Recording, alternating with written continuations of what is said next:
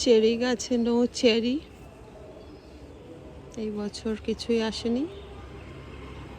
চিকু গাছে কতগুলো নষ্ট নষ্ট চিকু, একটা দুটো আছে, ভেরি পুয়ার কোয়ালিটি। এই যে,